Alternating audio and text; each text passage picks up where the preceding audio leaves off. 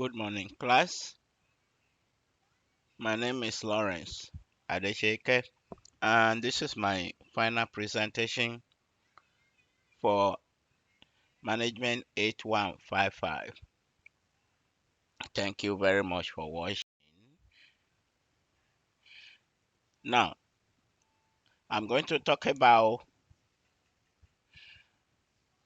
open system and logical thinking.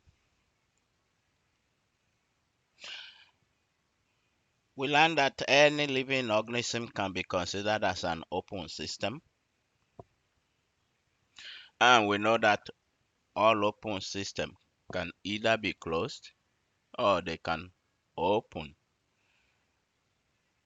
Any organization also can be considered as an open system. We know that organizations usually have different departments joined together and working together to provide or to produce the final product of the organization.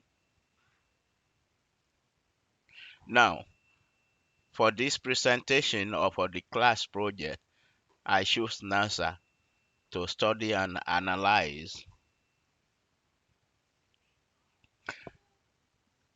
Because any organization can be considered as an open system, NASA also can be considered as an open system. There are different departments of NASA working together to provide or to produce NASA's final product, which is space rockets. And some of the different departments of NASA are software department, hardware department, aeronautics department, innovation department, and the space processing facility department. I will talk about each of these departments as we move on with the recording. Now, first and foremost, we need to map NASA. All right.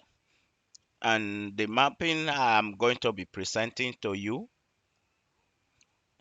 is about two little departments of NASA. First, I will present the software department inside the NASA. All right. And that is the department that I work for. But let's look at the Kennedy Space Center. Many people consider the Kennedy Space Center as the headquarters of NASA because everything NASA do or put together is usually uh, they will bring them all to Kennedy Space Center to assemble, and the space launch, the rocket launch usually happen at the Kennedy Space Center. I will then present the software department, the little software department that I work for.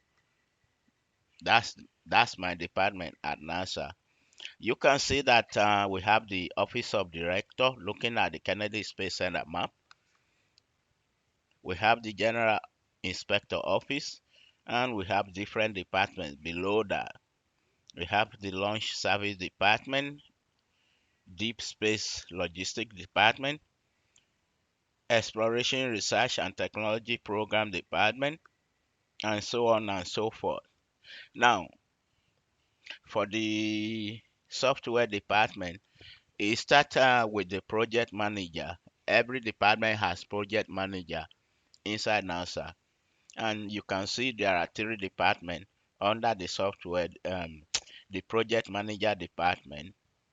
We have the hardware leader, the software leader, and the production leader. Those are actually referred to as supervisor's office in some other organization. And under the supervisors department, you will see there are further department division. Under them, we have the engineer one, engineer two, programmer one, programmer two. That is where I belong. Actually, my job is as a programmer two.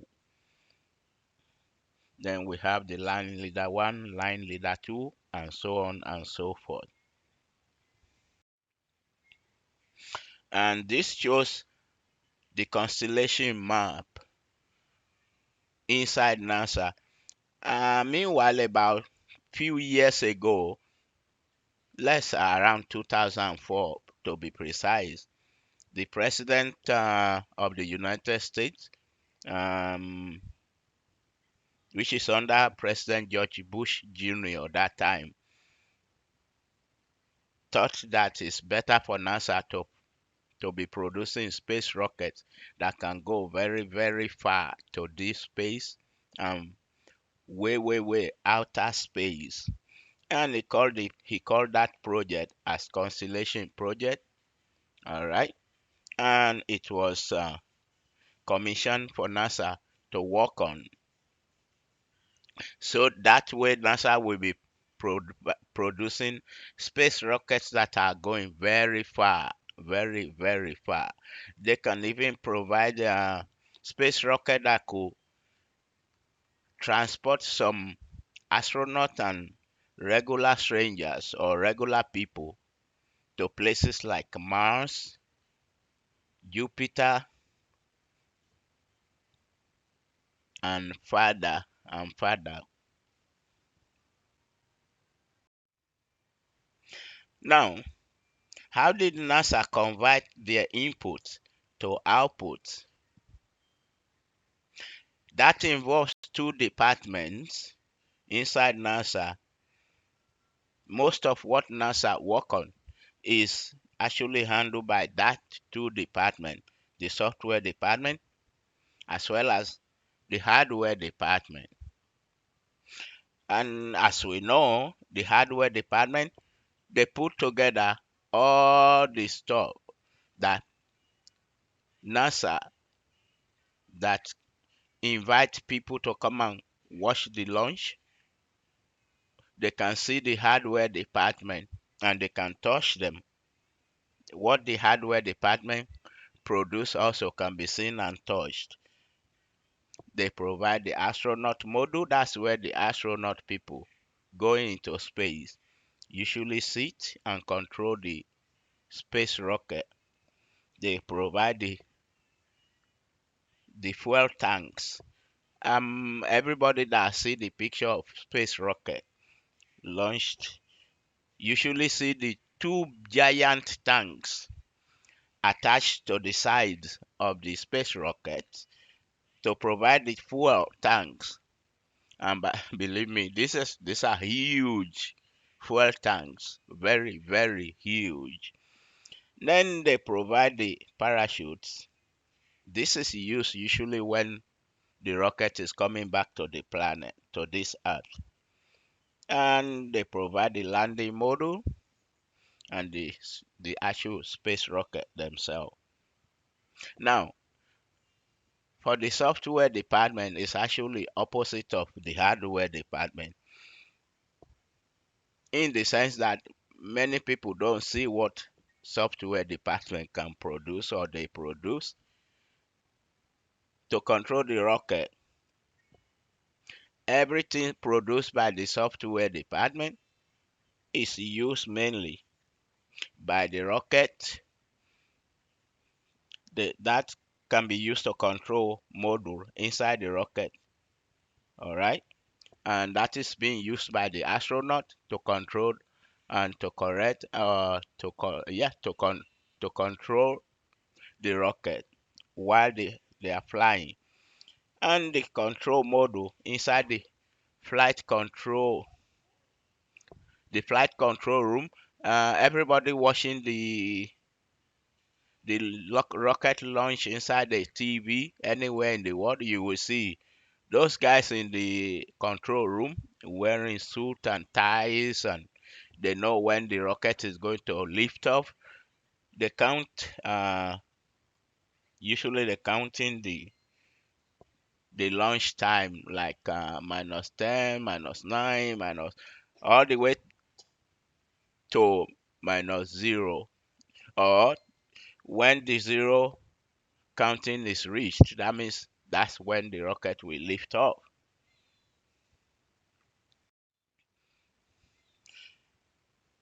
All right, what are NASA's product and what are the products and services provided by NASA most of the time? And we know that NASA entertained the whole world and the whole America with launching their space rocket. They provide a lot of innovative engineering products that everyday people can use, either they are American or not. And most of all this innovative technology can be patented by other company or other organization to be providing them, and sometimes they buy license to sell them to people. Some of what they can patent include family bedding, skincare products, infrared ear thermometers, cordless vacuum, international space station products.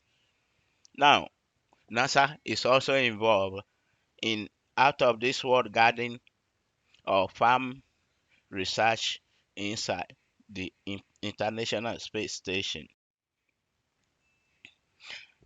And the outcome of products and services provided by NASA include uh, launching their space record that can be watched around the globe as long as they have TV or radio or newspaper present to record it and transmit it back to their people at home wherever they come from.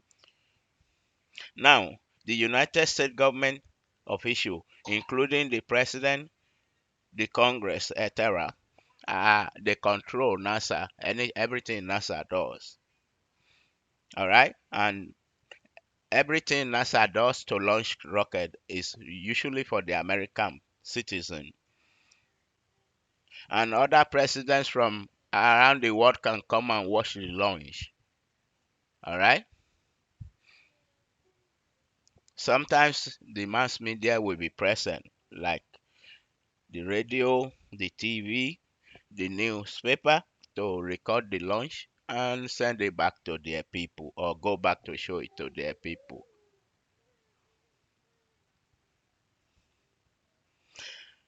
Other space agencies across the globe usually also follow what NASA is doing, like the European Space Agency, like the Chinese Space Agency. Indian people too, they have their own space agency, and the Japanese also have their own space agency.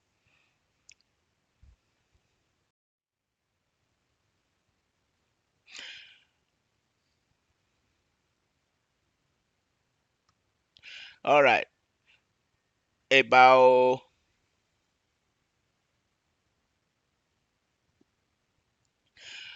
now let us talk about the NASA's customer, both internal customers and external customers. Looking at it, we have about NASA have about 4,000 internal and external customers. Some of them are providing or producing technology, and they have even technology lab to help NASA with their products.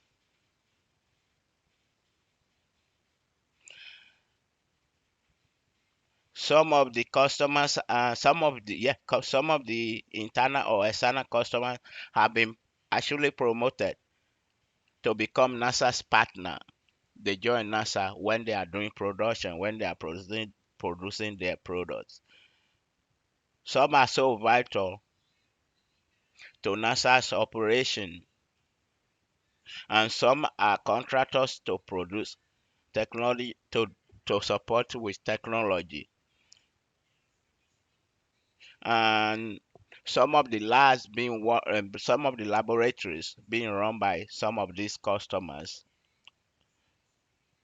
or partners, they are high computing laboratories. Example include the NASA Center for Climate Simulation. They look at what NASA is doing about studying climate climate, like whenever hurricane is coming or tornado is coming, NASA have technology to discover and detect all that. And now we have the Aeronautic Research Mission Directorate also that can oversee what NASA is producing. Now, let us look at the internal and external vendors. We just look at their customers. Let's look at their vendors. Vendors like other merchants that are licensing or buying what NASA is doing and selling them to other regular people. We have SpaceX. In the beginning, actually, NASA invited a lot of merchants or vendors to bid to be able to become NASA's partner. And they went to the Congress to defend themselves, to narrate what they will be doing for NASA. Now SpaceX come as the winner for that bid, for that bidding, and the government allocated a lot of resources, financial resources, to SpaceX, going to roughly about maybe about $500 million to start with for SpaceX to start producing their own rocket and helping NASA to transport stuff to the space station, eh, like the International Space Station. They carry payloads needed by the astronauts living in this International Space Station, even though it's only for temporary living. They are not living there permanently right now. And SpaceX can also do demo. They do demonstration for regular people before NASA launch the rocket. All right. And other people that involved in the contest or compete to become NASA's partner include the Virgin Galactic. Virgin Galactic actually is the owner of Virgin Airlines. Then another one is Blue Origin. We have Boeing and we have Lockheed Martin, etc. Now, how can NASA continue to succeed, or what can cause their failure in the future? For success, they need to provide more exploration into deeper unexplored space, like a very, very far planets that haven't been explored before. They need to continue producing the technologically patentable technology like they are doing now for other organizations to be buying it from them and licensing them to sell to regular people outside. Their management, NASA's management needs to introduce culture, better culture for their employees and NASA's administrators and executives. They need to design better to save astronauts from accidents.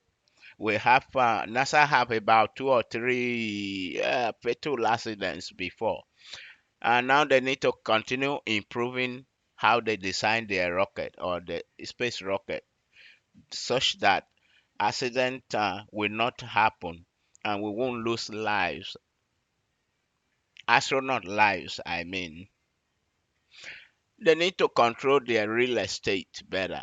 NASA is like the second or the third real estate controller out of all government agencies. They have a lot of buildings that are not used, empty, or they are not used for anything, like useless, and they need to convert those real estate or building to be doing something useful. Then they need to plan how to send real astronauts, like real people, into space. Most of NASA's launch right now is unmanned. Unmanned means nobody is inside the rocket. They control themselves.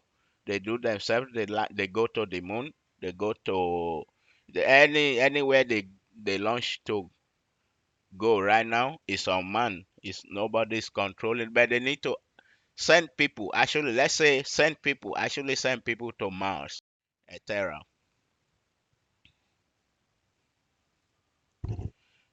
Now, how did how did NASA perform? What is how do you measure NASA's performance? And we will need to describe how efficient NASA actually is. We need to consider various measures of NASA's performance and activities, like the quality, how reliable they are, their productivity, and we should consider how NASA uh, produce their products and services to the general public. We need to consider how NASA and the federal government is supporting NASA both officially and in all other needs what they need. But now we need to consider these four beautiful things, four major stuff. The volume of what NASA is producing, the variety of what NASA is producing, the variation by predicting the level of change of NASA, of demands of NASA's experience to make their products. And we need to look at their visibility, how visible NASA's business and processes are to their customer, their government, and the stakeholders, visibility in general. Now, let us look at the input requirements of NASA. We will consider the stakeholders, and we will look at their needs, constraints, goals, assumptions, and internal or external interfaces. We will look at the hardware and software application put together to produce complete space rockets. We will look at the needs to explore this space further from the Earth's surface, like Jupiter, Pluto, Saturn, etc. We will look at how to switch from building the space shuttle to the Orion project. Yeah, we will look at why or how NASA switched from building space rocket to the Orion project. We know that NASA have experts appointed by the government, sponsored by the government, like SpaceX, Lockheed Martin, Boeing, Blue Origin, Virgin Atlantic. And we know that NASA need to com- continue to hire smart people and competent employees. They cannot stop the training given to the employee. As long as they work for NASA, they're supposed to be going through same training. What are the output requirements for NASA? NASA has how to validate and measure their technical requirements. They also know how to use their space record outputs to entertain American citizens and the rest of the world. NASA is competent NASA's competent employees need to be producing advanced rockets to reduce space and exploration accidents that can cause fatal accidents to the astronauts. They need to schedule or set launch dates to be witnessed by all their customers, particularly the American citizen and American government, without failure. Sometimes NASA need to reschedule their launch several times because of weather. I mean, they cannot control that actually, but they need to have a way to schedule their launch for dates that don't need to be rescheduled. How effective is NASA actually? Um, we will look at the effectiveness used by their stakeholders and their sponsors to measure, to judge, assess, and how to satisfy uh, how satisfied are they with NASA's product. We can also use this kind of measure to compare NASA technical performance and achievement with other space agencies around the world, like the European Space Agency, Japanese Space Agency, and it's very important also for global and economic activities like climatic and space technology studies. Now, NASA is supporting about 40,000 employees in all their locations around the country. NASA has about 10 different locations, giant locations in 10 different states. And NASA is generating about $10 billion, different from people's perception. NASA is actually generating about $10 billion yearly. All right.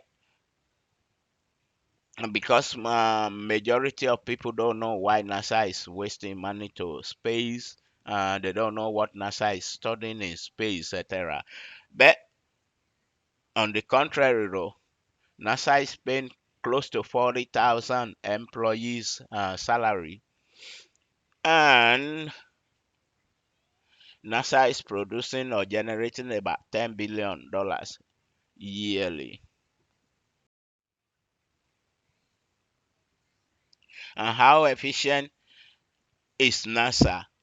They have a program or application called INSPA to help them reach the needed production level, to measure how far what they are producing so far, how far they need to do or to produce to get to the end of the production. And NASA have a lot of different projects. Some of them is actually out of this space, like the Veggie project and the space food system, researching into and growing a variety of plants at the International Space Station. Some of the plants being studied and researched by NASA include the Mizuma mustard, red Russian kale, zinnia, Chinese cabbage, and lettuce. Because the International Space Station is actually owned by about 14 different countries, government, including Canada, Japanese, Germany, etc. and etc. And these are the 5 qualities measure for NASA. We need to measure the following things for NASA: how they are doing how they are producing their space rocket, how profitable they are, and how they are controlling their budget being allocated to them annually. The quality of work life at NASA. That one I can attest to that it is very, very good and very, very, very enjoyable to work for NASA. All right. The innovation measures technical innovation of for global people. What are they producing? What are the advantages regular people or ordinary people, what are they reaping from NASA's product? NASA is producing medical technology, some of them communication, transportation, like a cell phone, like a wireless cell phone, infrared cell phone, transportation, and they are producing housing, digital innovation. Others include gardening called veggie, food systems in space, pharmaceuticals, sleeping beds, and robotic software.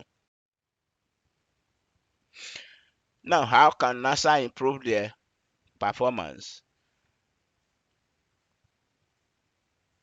The federal government of America should allocate proper and reasonable annual budget for NASA. They should involve and perform advanced space.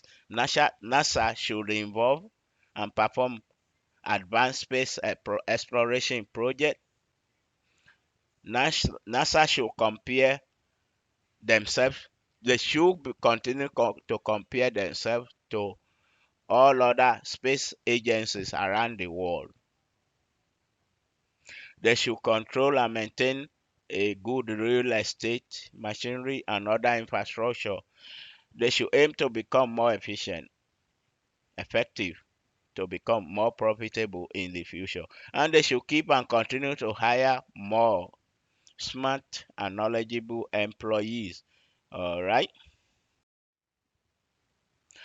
Now, these are the reflection for me as a leader. I know that leaders, they are born.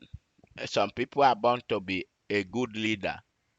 Some are born to be a very, and some are trained to be, but to become a very, very good leader, though, you have to be born like as a good leader.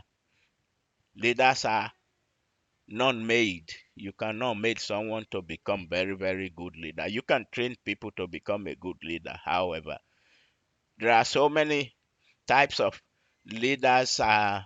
According to the leadership theory studied earlier on, some are situational leader. They act according, they lead according to the situation of what is going on. They are transformational leader. They are servant leadership. There are transactional leadership, etc., etc.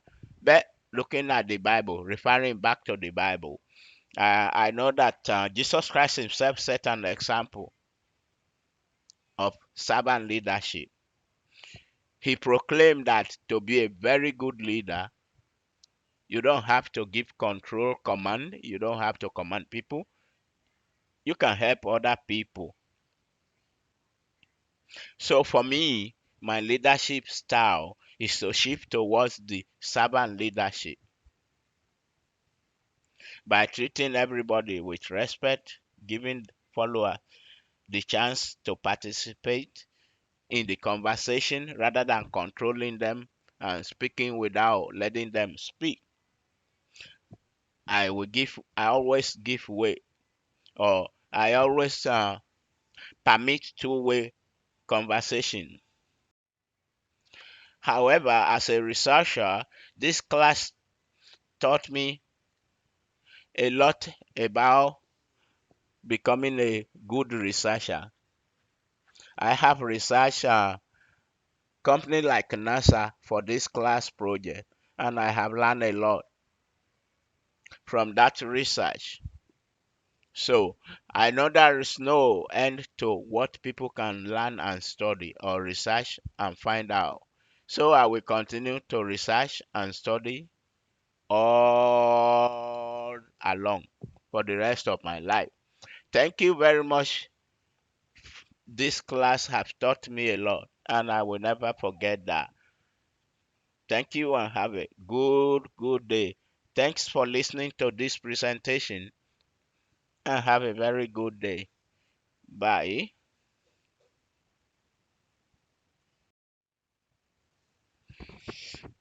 All right. Any questions and answer can be left, or you can send them to me to my email if there is any question and answer, and I will answer them. Thank you for listening. Bye.